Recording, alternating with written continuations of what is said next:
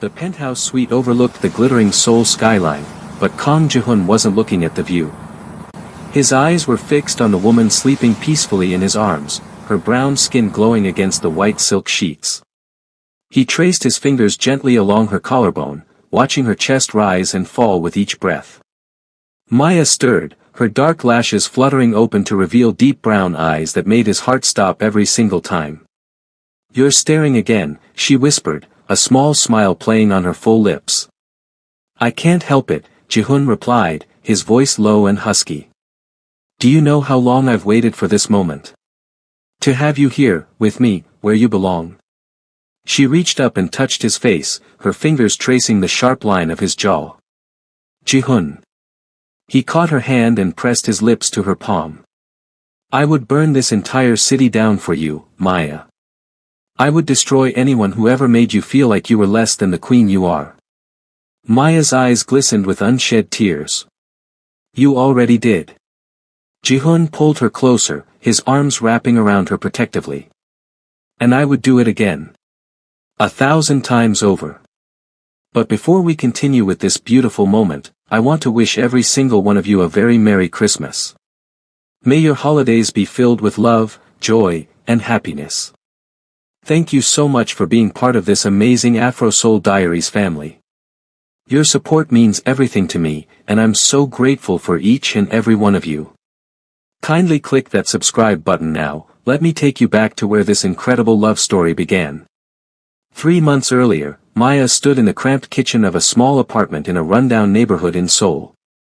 Her hands were raw from scrubbing dishes at the restaurant where she worked double shifts just to make ends meet. The winter wind howled outside, seeping through the thin walls and making her shiver. She heard the front door slam and her stomach immediately clenched with anxiety. "Maya." Her husband's voice cut through the apartment like a knife. "Where is my dinner?" Derek stumbled into the kitchen, the smell of alcohol preceding him. He was still wearing his expensive suit, the one Maya had saved 3 months of tips to buy him for his job interview at the marketing firm. The same firm where he now spent more time flirting with his Korean secretary than actually working. "I just got home from my shift," Maya said quietly, keeping her eyes down. "I'll start cooking now." Derek laughed, but there was no humor in it. "Look at you. Standing there in those old clothes, looking pathetic. You know what my coworkers asked me today? They asked why a man like me is married to someone like you." Maya felt the familiar sting of his words but said nothing. She had learned long ago that responding only made things worse. "You're lucky I even keep you around," Derek continued, loosening his tie. "A poor black girl with no education, no family, no money. What would you even do without me?" Maya's hands trembled as she reached for a pot. "Derek, please. It's been a long day. A long day." He stepped closer, his presence menacing. "You think scrubbing dishes is hard?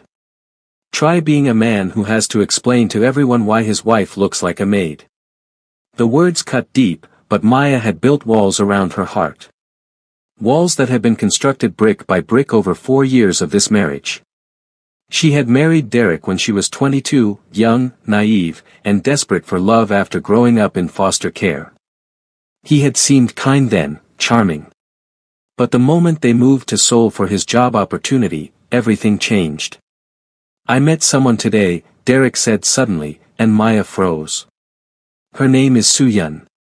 She's beautiful, successful, from a wealthy Korean family." He paused, letting the words sink in. "Everything you're not."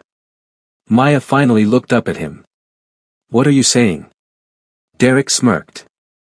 "I'm saying that maybe I made a mistake. Maybe I should have waited for someone who could actually contribute something to my life instead of dragging me down. I work 14-hour shifts to help pay our bills," Maya said, her voice barely above a whisper.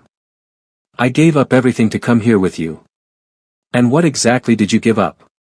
Derek laughed cruelly. "Nothing. You had nothing. You are nothing." He grabbed his jacket from the chair.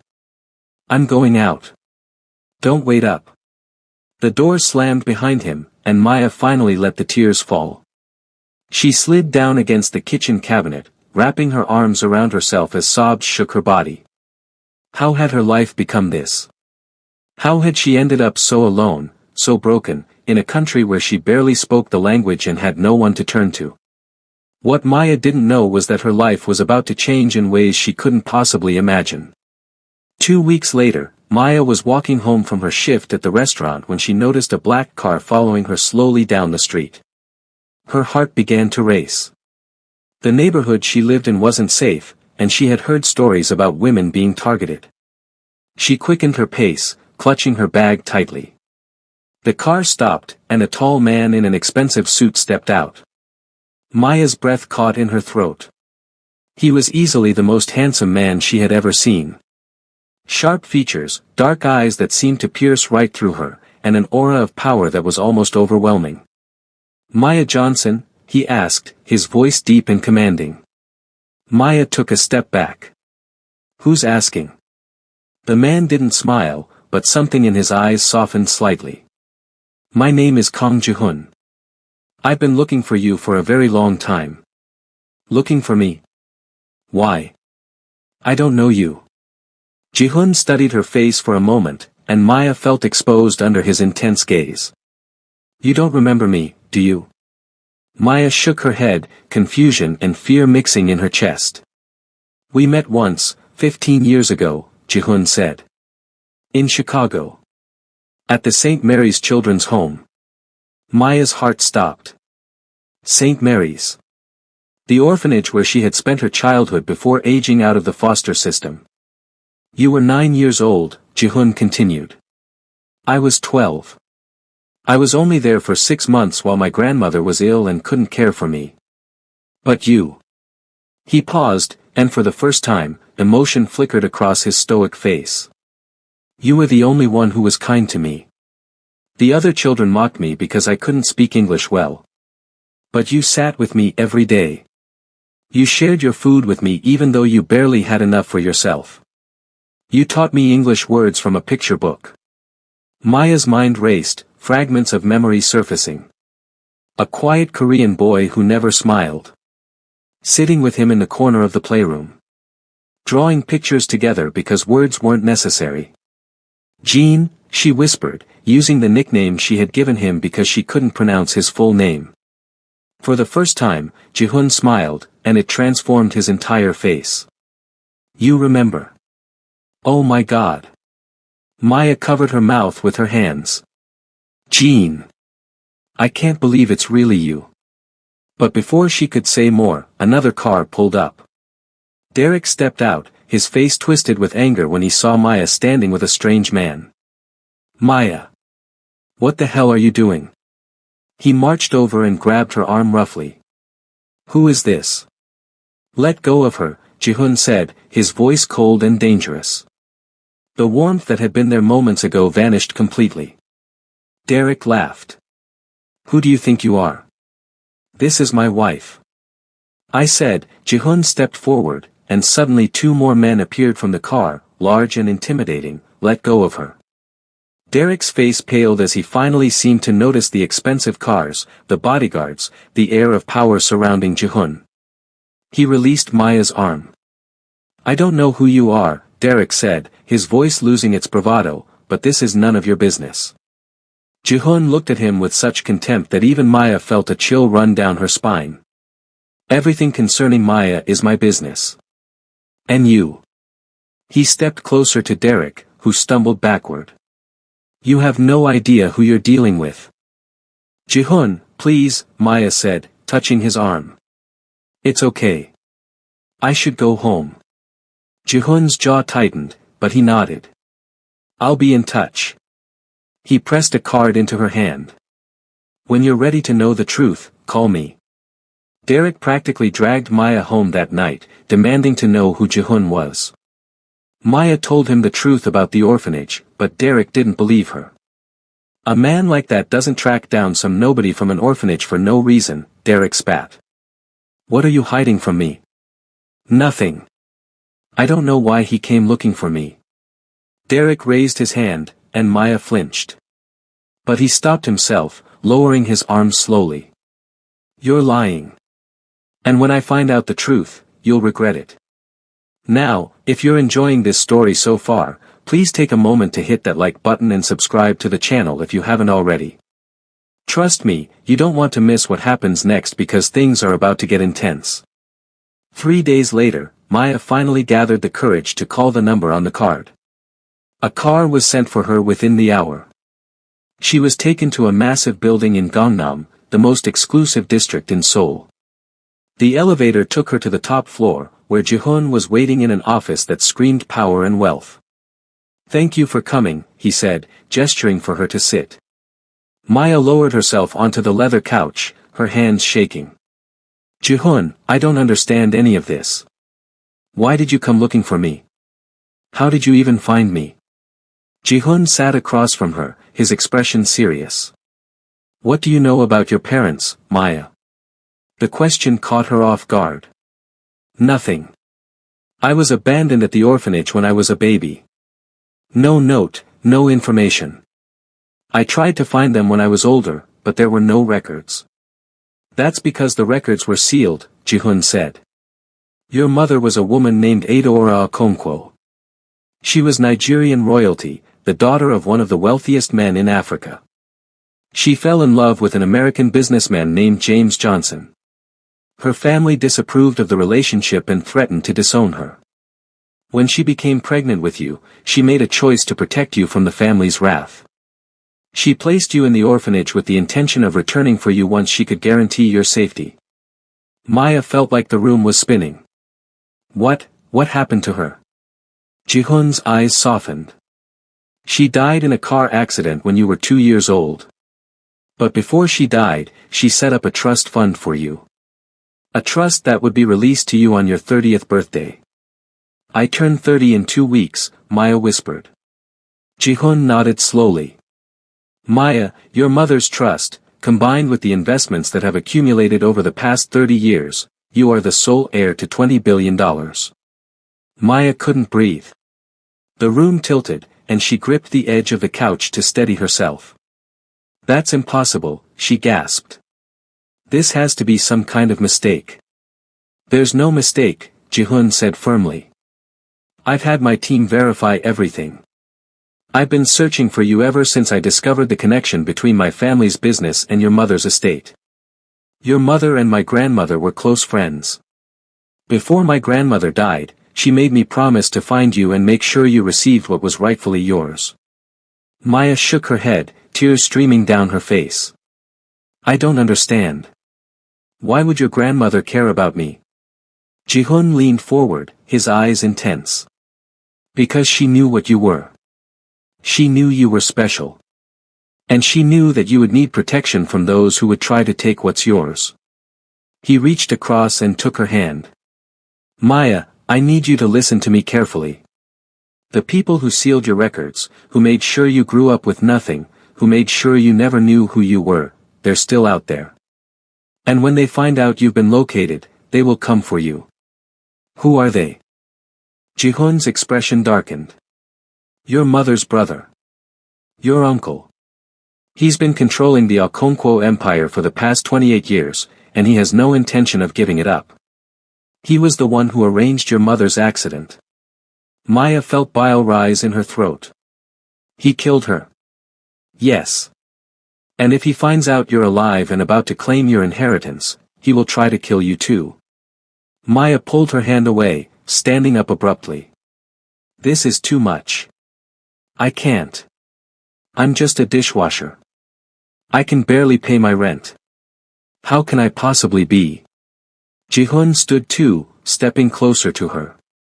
"You are not just a dishwasher, Maya. You never were. You are the daughter of a princess. You are the heir to a fortune. And you are the woman who saved my life when we were children, even if you don't remember how." Maya looked up at him, confused. "What do you mean?" Ji-hoon's voice dropped. "There was a night at the orphanage. Some of the older boys cornered me. They were going to beat me badly. But you stepped in front of me. You took the hits meant for me. You were 9 years old, and you protected me without hesitation.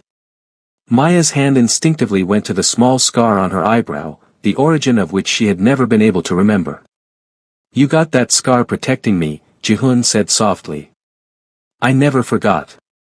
I swore that one day, I would find you and repay that debt. Ji-hoon. Let me protect you now, Maya. Let me help you claim what's yours. But before Maya could answer, her phone rang. It was Derek. Where the hell are you? His voice was slurred and angry. Get home. Now. Maya looked at Ji-hoon, fear in her eyes. I have to go. Ji-hoon's jaw tightened. He's not good to you, is he? Maya didn't answer, which was answer enough. You don't have to go back, Ji-hoon said. Stay here. I'll protect you. Maya shook her head. I can't. Not yet. I need time to process all of this. Ji-hoon looked like he wanted to argue, but he nodded slowly. Take all the time you need. But know this, Maya. From this moment on, you are under my protection. Anyone who tries to hurt you will answer to me. The way he said it sent shivers down Maya's spine, but not from fear. From something else entirely. Something she hadn't felt in a very long time. When Maya returned home that night, Derek was waiting for her. He had been drinking heavily, and his eyes were glazed with rage. You were with him, weren't you? He snarled. That Korean bastard from the other night. Derek, please calm down. I can explain. Explain what? That you're cheating on me. He grabbed a vase from the table and hurled it against the wall. Maya flinched as it shattered into a million pieces. After everything I've done for you. After I lowered myself to marry someone like you. Someone like me. Maya felt something shift inside her. Something that had been buried for years. What exactly am I, Derek? You're nothing, he screamed. A nobody. An orphan with no past and no future. You should be grateful that I even looked at you twice. And then, something inside Maya snapped. All the years of abuse, all the cruel words, all the nights crying herself to sleep while Derek spent money on other women, it all came rushing to the surface. You're wrong, she said, her voice steady for the first time. I am not nothing. I am the daughter of Adora Okonkwo. I am the heir to $20 billion. And I am done letting you treat me like trash. Derek's face went pale, then red with fury.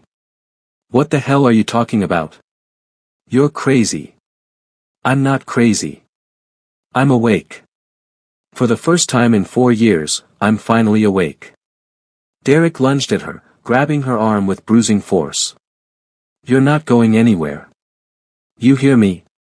You belong to me. Let go of me. But Derek didn't let go. He raised his other hand, ready to strike, when suddenly the front door burst open. Ji-hoon stood in the doorway, flanked by 4 of his men, and his eyes were dark with murderous rage. I believe the lady asked you to let go, he said, his voice so cold it seemed to freeze the air. Derek immediately released Maya and stumbled backward. Who the hell do you think you are, breaking into my home? Ji-hoon walked slowly into the apartment, each step deliberate and threatening. I am Kang Ji-hoon. Perhaps you've heard of me. Head of the Kang organization. The most powerful family in South Korea. Derek's face drained of all color. Even Maya had heard whispers of the Kang family. Everyone in Seoul knew that name. They controlled everything from legitimate businesses to the underground. They were untouchable. I didn't know. Derek stammered. Now you do. Ji-hoon stopped directly in front of Derek, towering over him. This woman is under my protection. If you ever touch her again, if you ever speak to her with anything less than complete respect, I will personally ensure that you disappear from this earth. Do you understand? Derek nodded frantically, sweat pouring down his face. Good. Ji-hoon turned to Maya, and his entire demeanor changed. The cold fury melted into gentle concern. Are you all right? Maya nodded, tears streaming down her face. Thank you. Ji-hoon extended his hand. Come with me. You don't belong here. Maya looked around the cramped apartment that had been her prison for 4 years. Then she looked at Derek, cowering in the corner like the coward he truly was. And finally, she looked at Ji-hoon, whose eyes held a promise of something she had never dared to hope for. Safety. Respect. Maybe even love. She took his hand. As Ji-hoon led her out of the apartment, Derek suddenly found his voice. You can't just take my wife. I'll call the police. Ji-hoon paused at the door and looked back at Derek with a smile that held no warmth. Please. Call them. I'm sure they would love to hear about the money you've been embezzling from your company. Or the gambling debts you've accumulated. Or the women you've been seeing behind your wife's back. He paused. Did you really think I hadn't done my research? Derek's mouth opened and closed like a fish. I know everything about you, Derek Johnson. Every dirty secret. Every lie. And if you try to interfere with Maya in any way, I will destroy you. Completely. Utterly. Without mercy. And with that, Ji-hoon guided Maya out into the night, leaving Derek standing alone in the ruins of his life. Over the next few weeks, everything changed for Maya. Ji-hoon moved her into a beautiful apartment in his building, gave her access to whatever she needed, and treated her with a kindness she had never experienced before.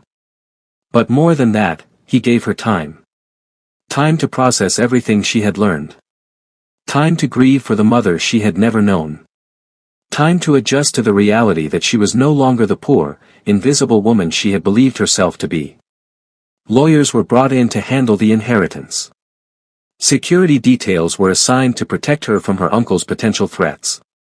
And through it all, Ji-hoon was there, steady and reliable, asking for nothing in return. But Maya noticed things. The way his eyes lingered on her when he thought she wasn't looking. The way his hand would brush against hers and then quickly pull away. The way his voice softened when he spoke to her, so different from the cold, commanding tone he used with everyone else. One evening, Maya found herself standing on the balcony of Ji-hoon's penthouse, watching the snow fall over Seoul. Christmas decorations twinkled from buildings across the city, and for the first time in years, Maya didn't feel alone. Ji-hoon stepped out onto the balcony, draping a warm coat over her shoulders. You'll catch cold. Maya smiled. Thank you. For everything. You don't have to keep thanking me. Yes, I do. She turned to face him. You changed my life, Ji-hoon. You gave me back my identity. My dignity. My future. How can I ever repay that? Ji-hoon's eyes darkened with emotion. You already did. 21 years ago, in that orphanage. You were the first person who ever showed me kindness. You were the reason I survived those months. The reason I never gave up. He stepped closer. You saved me first, Maya. I'm just returning the favor.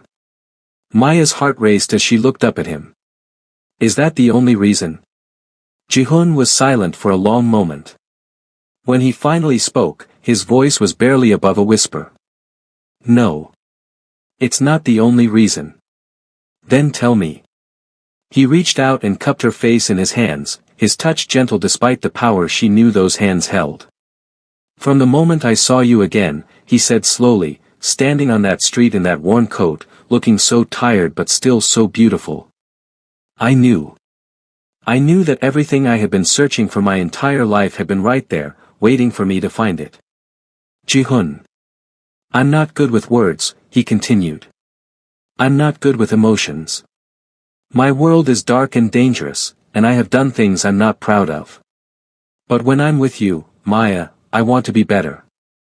You make me want to be the man you deserve. Tears spilled down Maya's cheeks. You already are. And then Ji-hoon kissed her, soft and tender, as the snow fell around them like a blessing from heaven. But their peace was not to last. 2 days before Christmas, Maya received a message that made her blood run cold. It was from her uncle, the man who had killed her mother. Dear niece, the message read. I know who you are and where you are. The inheritance will never be yours. Your mother died trying to protect you. Don't make me do the same thing to you. Maya showed the message to Jihun, who read it with a face like thunder. He's made his move, Jihun said. Now I'll make mine.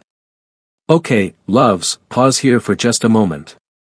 If you are loving this story and you want to see what happens next, please make sure you are subscribed to this channel and hit that notification bell so you never miss an upload. Drop a comment below and let me know what you think Jihun is going to do. I read every single comment and I love hearing from you. The next 48 hours were a whirlwind. Jihun mobilized his entire network, reaching out to contacts in Nigeria, the United States, and across Asia. Maya watched in awe as the quiet, gentle man she was falling in love with transformed into the powerful mafia boss that the rest of the world feared. Your uncle has been stealing from the Okonkwo estate for decades, Jihun explained as he showed her documents his team had gathered. Billions of dollars have been funneled into offshore accounts under his name.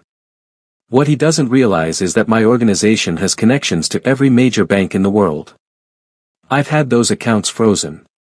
Maya stared at the paperwork. You can do that? Jihun smiled, but it wasn't a pleasant smile. I can do much more than that. On Christmas Eve, everything came to a head. Maya's uncle, Chukwemeka Okonkwo, arrived in Seoul with a team of mercenaries, convinced that he could intimidate the Kong family into handing over Maya. He was very, very wrong. The confrontation took place in the grand lobby of the Kong organization's headquarters. Chukwemeka was a large, imposing man in his 60s, with cold eyes that held no trace of family affection when he looked at Maya. So you're my sister's daughter, he said, looking her up and down with disdain. You look just like her. Weak. Pathetic. Maya stepped forward, but Jihun put a protective hand on her arm. You have no power here, Jihun said calmly. Your accounts are frozen. Your mercenaries have been dealt with. And the evidence of your crimes, including the murder of Adaora Okonkwo, has been delivered to authorities in 3 countries. Chukwemeka laughed. You think I'm afraid of you, boy? I've been running my empire longer than you've been alive. You're not running anything anymore. Jihun snapped his fingers, and armed men appeared from every doorway, surrounding Chukwemeka completely. Your empire is finished. But before you're taken away, I thought Maya deserved some answers. Maya stepped forward, her heart pounding. Why? She was your sister. How could you kill your own blood? Chukwemeka's eyes hardened. She was going to ruin everything. Falling in love with that American, having his bastard child. She was going to give away our fortune to outsiders. I did what I had to do to protect my family's legacy. I am your family. Maya shouted, years of pain and abandonment pouring out. I was a child. I had no one. You were nothing but a mistake, Chukwemeka spat. Just like your mother. Maya felt Jihun's arm around her, steadying her. She took a deep breath. My mother loved me, she said quietly. She died trying to protect me. And now, her legacy, everything she worked for, will be used to help people. Orphanages, schools, hospitals. I will make sure her name is remembered for kindness, not for the cruelty of men like you. She turned away from him. Take him. Jihun's men moved forward, and Chukwemeka was dragged away, screaming threats and curses that echoed through the marble lobby until they faded into nothing. Christmas morning dawned bright and cold. Maya woke up in Jihun's arms, feeling more at peace than she had ever felt in her life. Good morning, beautiful, Jihun murmured against her hair. Good morning. She nestled closer to him. Is it strange that this is the best Christmas I've ever had? Not strange at all. He kissed the top of her head. I feel the same way. They lay together in comfortable silence for a while before Maya spoke again. Jihun. What happens now? He shifted so he could look into her eyes. Whatever you want. You have the power to do anything, be anyone, go anywhere. The world is yours, Maya. And what about us? Ji-hoon's expression softened. I told you I would protect you. I never said anything about expectations. If you want to leave, to start a new life somewhere else, I would understand. I would let you go, even if it destroyed me. Maya reached up and touched his face. What if I don't want to go? What if I want to stay right here, with you? The hope that flickered in Ji-hoon's eyes made her heart ache. Then I would spend every day proving that I deserve you, he whispered. Even though I know I never will. You already have. Maya pulled him close. You've shown me what real love looks like. Patient, kind, selfless. You never asked for anything in return for your help. You treated me with respect when everyone else treated me like garbage. You are the best man I've ever known, Kang Ji-hoon. Maya. I love you, she said simply. I know it's fast. I know there's still so much we need to figure out. But I love you. Ji-hoon's arms tightened around her, and when he spoke, his voice was thick with emotion. I've loved you since I was 12 years old and you shared your bread with a scared, lonely boy who couldn't speak your language. I've loved you through every year I spent searching for you. I've loved you since the moment I saw you again, looking like an angel standing in the snow. He kissed her deeply, passionately. I will love you for the rest of my life, Maya. If you'll let me. Yes, she breathed against his lips. 1,000 times yes. And as the Christmas bells rang out across Seoul, two hearts that had found each other against all odds finally came home. 1 year later. Maya stood in the ballroom of the Kang estate, wearing a stunning white gown that made her brown skin glow. Around her, hundreds of guests had gathered to celebrate her wedding to Ji-hoon, including dignitaries, business leaders, and most importantly, children from orphanages across Seoul that Maya had personally funded over the past year. She spotted Derek in the corner, looking shabby and defeated. After losing his job due to the embezzlement charges that Ji-hoon had brought to light, he had tried multiple times to win Maya back, even claiming he still loved her. She had refused to see him. Today, he had somehow gotten an invitation just to witness what he had lost. Maya didn't feel hatred when she looked at him now. Only pity. Ji-hoon appeared at her side, looking devastatingly handsome in his traditional Korean wedding attire. Are you ready, Mrs. Kang? He asked, his eyes shining with love. I've been ready my whole life, she replied. I just didn't know it until I found you. As they walked down the aisle together, Maya thought about everything that had brought her to this moment. The pain, the loneliness, the years of believing she was worthless. And now, she was worth $20 billion, but more importantly, she was loved beyond measure by the most incredible man she had ever known. She thought of her mother, Aora, and hoped that somewhere, somehow, she was watching and smiling. The ceremony was beautiful, filled with tears of joy and promises of forever. And when Ji-hoon kissed his bride, the cheers from the crowd echoed through the hall. Later that night, as they danced their first dance as husband and wife, Maya whispered in Ji-hoon's ear. Thank you for never giving up on me. Ji-hoon smiled that rare, beautiful smile that was reserved only for her. Thank you for being worth finding. And they lived, loved, and reigned together for the rest of their days, proving that sometimes, the best love stories are the ones that take the longest to write. Thank you so much for watching until the very end of this beautiful story. Your support means the world to me. If this story touched your heart, please smash that like button, subscribe if you haven't already, and leave me a comment telling me what part was your favorite. Was it the moment Ji-hoon burst through that door? The Christmas kiss in the snow? Or that beautiful ending? Let me know. And once again, Merry Christmas and Happy Holidays to every single member of the Afro Soul Diaries family. May your new year be filled with love as beautiful as Maya and Ji-hoon's. Until next time, take care of yourselves, and I'll see you in the next video.